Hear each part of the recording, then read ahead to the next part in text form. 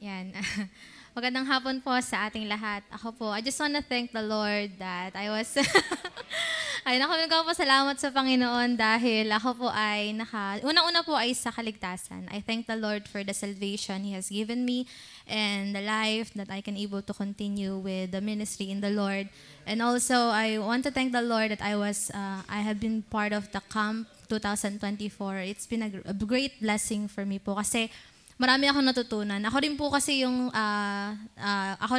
ayaw din ng camp. Kahit before, kahit nagsasamahan, musing camp, any type po ng camp ay ayaw ko po. Ay, hindi ko po siya gusto. Pero nung palapit na po ang camp po na ito, kumbaga parang ako po'y kinukausap ng Panginoon na ako po ay sumama. Hindi ko po alam kung bakit. Ang nasa puso ko lang po ay parang ginugusto ko pong sumama. Kaya po ako nagpaalam po sa pastor na ako po ay sasama. So sa biyaya po ng Panginoon, ipinakita niya po sa akin kung bakit niya po ako pinasama sa camp. At napakalaking pagpapala po sa amin yung naganap po na camp last week. Hindi lang po siya talaga, sabi nga, I've been in a camp before, but this one is different.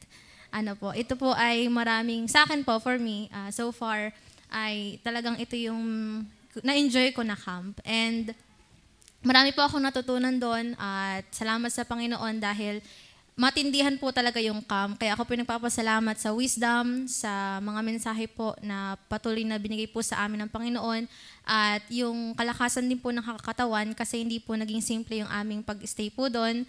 Talagang sabi nga ay talagang pangmandirigma or talagang hindi sa physical talaga ikay mapapagod. Yung mga activities yung mga activities po doon ay mga bago. At salamat po sa Panginoon dahil yun po ay akin na experience at ilan po sa mga natutunan ko sa camp ay yun nga pong what to do when you're in trouble. You can sing, you can search, you can go to the sanctuary and you can have your silent with God.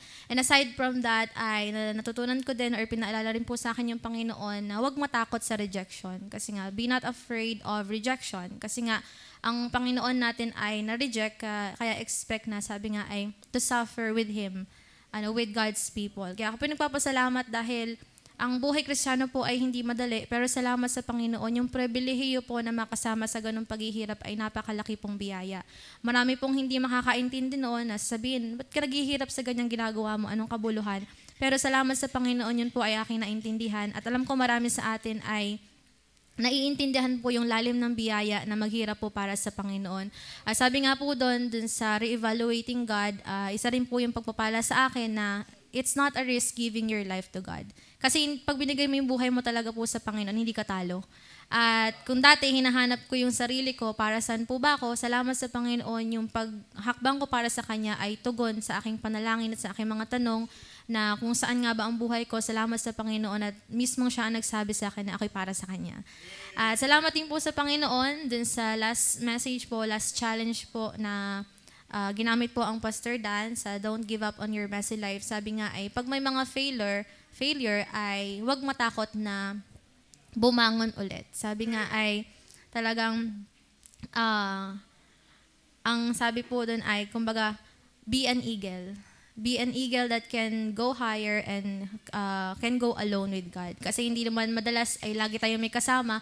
So ang paninindigan po talaga sa Panginoon ay pag tayo ay mag-isa na. Kung kaya ba nating tumayo at mag-stand po sa kung ano yung tama. At nga pasalamat po ako sa Panginoon dahil ang Panginoon natin ay God of many chances. Kasi lagi tayo mag-fail, pero salamat sa Panginoon sa Kanyang biyaya dahil kung bubulayin ko nga naman ang aking sarili, ako'y papatayin na, ako titirisin na sa aking mga kasalanan. Pero salamat sa Panginoon dahil alam ko may plano siya, alam ko ang Kanyang biyaya sa akin itatunay na sagana. At ako po ay na-excite sa kung ano pa yung ipaparanas po sa akin ng Panginoon.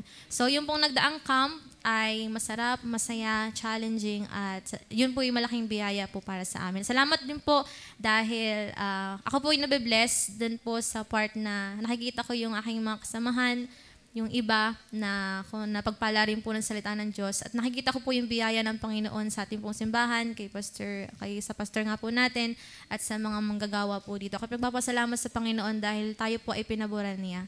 Salamat po sa maraming mga pagpapala. So yun po, maraming salamat po sa atin.